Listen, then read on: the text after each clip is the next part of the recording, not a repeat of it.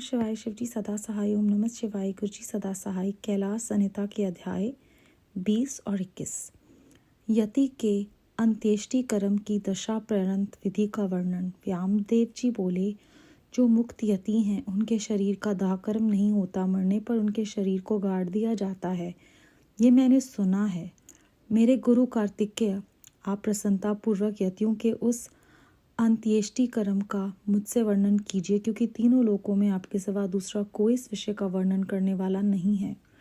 भगवान शंकर नंदन, जो पूर्ण परब्रह्म में अहम भाव का आश्रय ले देह पंजर से मुक्त हो गए हैं, तथा जो उपासना के मार्ग से शरीर बंधन से मुक्त हो परमात्मा को प्राप्त हुए हैं, उनकी गति में क्या अंतर है, ये बताइए।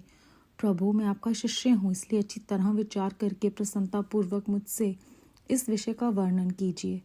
स्कंद ने कहा, जो कोई यति समाधिस्थ हो शिव के चिंतन पूर्वक अपने शरीर का परित्याग करता है, वह यदि महान धीर हो तो परिपूर्ण शिव रूप हो जाता है, किंतु यदि कोई अधीर चित होने के कारण समाधि लाभ नहीं कर पाता तो उसके लिए उपाय बताता हूँ, सावधान होकर सुनो। वेदांत शास्त्र के वाक्यों से जो ज्ञाता ज्ञान और ज्ञेय इन तीनों पदार्थों का परिज्ञान होता है, उसे गुरु के मुख से सुनकर यति यम नियमादि रूप योग का अभ्यास करे। उसे करते हुए वह भली भांति शिव के ध्यान में तत्पर रहे।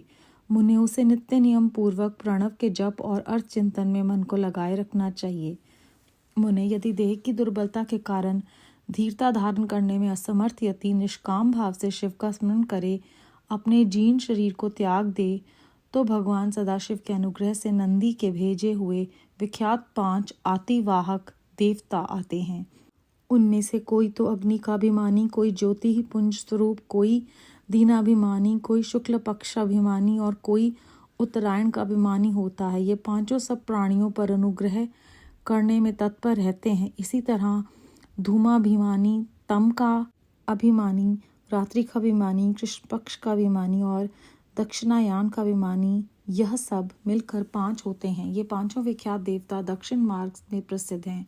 महामुनि वामदेव, अब तुम उन सब देवताओं की वृत्ति का वर्णन सुनो।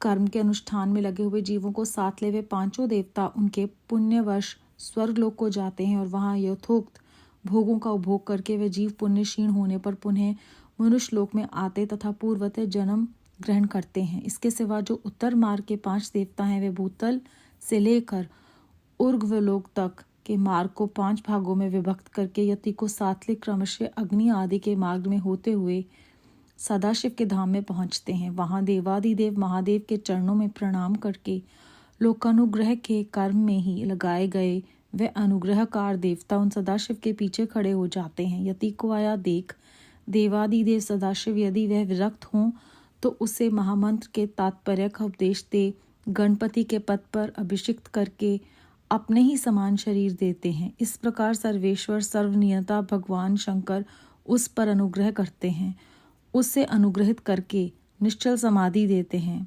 अपने प्रति दास्य भाव की फल स्वरूपा तथा सूर्य आदि के कार्य करने की शक्ति रूपा ऐसी सिद्धियां प्रदान करते हैं जो कहीं अवरुद्ध नहीं होती। साथ ही वे जगत गुरु शंकर उस यति को वह परम मुक्ति देते हैं जो ब्रह्मा जी की आयु समाप्त होने पर भी पुनरावृत्ति के चक्कर से दूर रहती है। अतः यही समिष्टिमान संपूर्ण ऐश्वर्य से युक्त पद है और यही मोक्ष का राजमार्ग है, ऐसा वेदांत शास्त्र का निश्चय है। जिस समय यति मरणासन हो शरीर से शिथिल हो जाए, उस समय उस श्रेष्ठ संप्रदाय वाले दूसरे यति अनुकूलता की भावना ले उसके चारों ओर खड़े हो जाएं। वे सब वहां क्रमशः प्रणव आदि वाक्यों का उपदेश दें, उनके तात्पर्य का सावधानी और प्रसन्नता के साथ सुस्पष्ट वर्णन करें तथा जब तक उसके प्राणों का लय न हो जाए तब तक निर्गुण परम ज्योति स्वरूप सदाशिव का उसे निरंतर स्मरण कराते रहें। सब यतियों का यहाँ समान रूप से संस्कार कर्म बताया जाता है। सन्यासी सब कर्मों का त्याग करके भगवान शिव का आश्रय ग्रहण कर लेते हैं, इसीलिए उनके शरीर का दाह संस्कार नहीं होता और उसके न होने से उनकी दुर्गति नहीं होती। सन्यासी के शरीर को दूषित करने वाले राजा का राज्य नष्ट हो जाता है, उसके गांव में रहने वाले लोग अत्यंत दुखी हो जाते हैं। इसीलिए उस दोष का परिहार करने के लिए शांति का विधान बताया जाता है। उस समय नम इरण्य से लेकर नम अमीव की भय तक के मंत्र का विनिश्चित होकर जप करें। फिर अंत में ओंकार का जप करते हुए मिट्टी से देव यजन की पूर्ति करें। मुनीश्वर, ऐसा करने से उस दोष की शांति हो जाती है।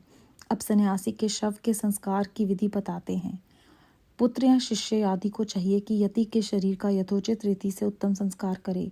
ब्राह्मण, में कृपा पूर्वक संस्कार की विधि बता रहा हूँ, सावधान होकर सुनो। पहले यति के शरीर को शुद्ध जल से नहलाकर पुष्प आदि से उसकी पूजा करें। पूजन के समय श्री रुद्र संबंधी चमकाध्याय और नमकाध्याय का पाठ करके रुद्र सूक्त का उच्चारण करें। उसके आगे शंख की स्थापना करके शंखस्य जल से यति के शरीर पर अभिषेक करें।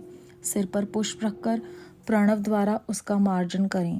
पहले के कोपिन आदि को हटाकर दूसरे नवीन कोपिन आदि धारण कराएं।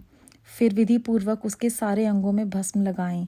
विधिवत त्रिपुंड लगाकर चंदन द्वारा तिलक करें। फिर फूलों और मालाओं से उसके शरीर को अलंकृत करें। छाती, कंठ, मस्तक, बाह, कलाई और कानों में क्रमशः रुद्राक्ष की माला के आभूषण मंत्रोच्चारण पूर्वक धारण कराकर उन सब अंगों को सुशोभित करें। फिर धूप देकर उस शरीर को उठाएं और विमान के ऊपर रखकर ईशान आदि पंच ब्रह्मय रमणीय रथ पर स्थापित करें।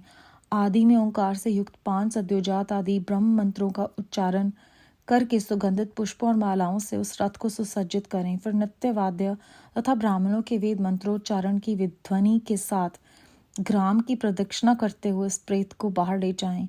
तदनंतर साथ गए हुए वे सब यति गांव के पूर्व या उत्तर दिशा में पवित्र स्थान में किसी पवित्र वृक्ष के निकट देवयजन गड्ढा खोदें। उसकी लंबाई सन्यासी के दंड के बराबर ही होनी चाहिए। फिर प्रणव तथा व्यहृत मंत्रों से उस स्थान का परोक्षण करके वहां क्रमशः शमी के पत्र और फूल बिछाएं। उनके ऊपर अतराग्र कुश बिछाकर उस पर योगपीठ रखें। उसके ऊपर पहले कुश बिछाएं।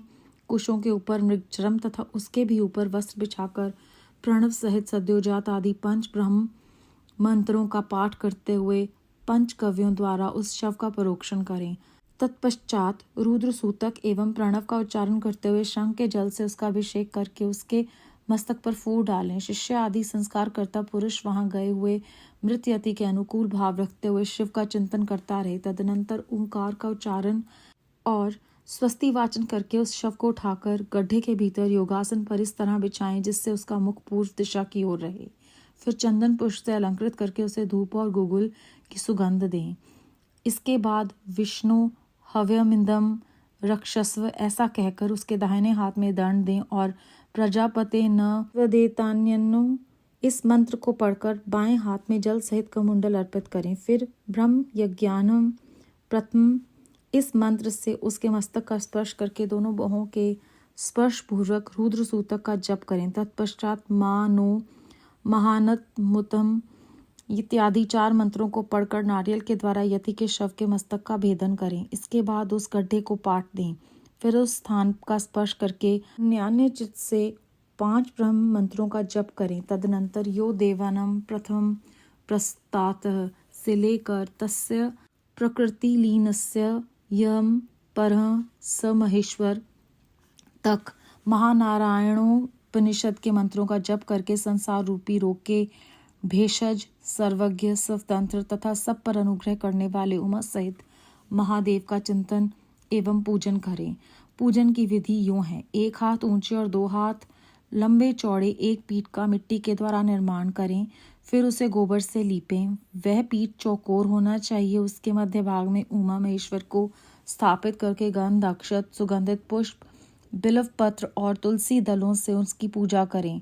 तत्पश्चात प्रणव से धूप और दीप निवेदन करें। फिर दूध और हविष्य का निवेद लगाकर 5 बार परिक्रमा करके नमस्कार करें। फिर 12 बार प्रणव का जप करते हुए प्रणाम करें। तदनंतर भ्रमीभूत यति की तृप्ति के लिए नारायण पूजन, बलिदान, घृत दीपदान संकल्प करके गर्त के ऊपर मृण्मय लिंग बनाकर पुरुष सूतक से पूजा करके घृत मिश्रित प्यास की बलि दें।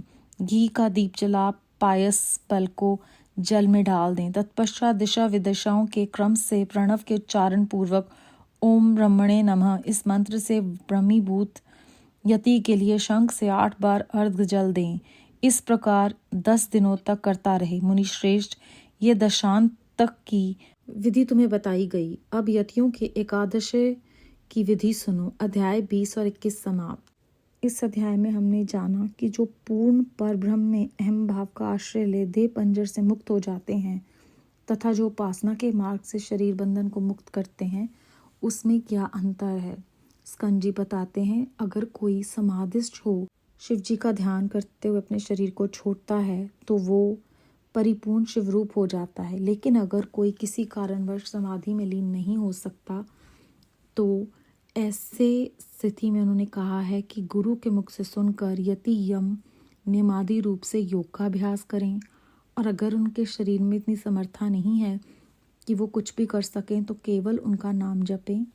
और जब ऐसा करते हैं तो नंदी जी के भेजे हुए 5 देवता जो हैं वो स्वयं उनको आकर लेकर जाते हैं और वो शिव जी महाराज के साथ उनके ही चरणों में मुक्ति पाते हैं।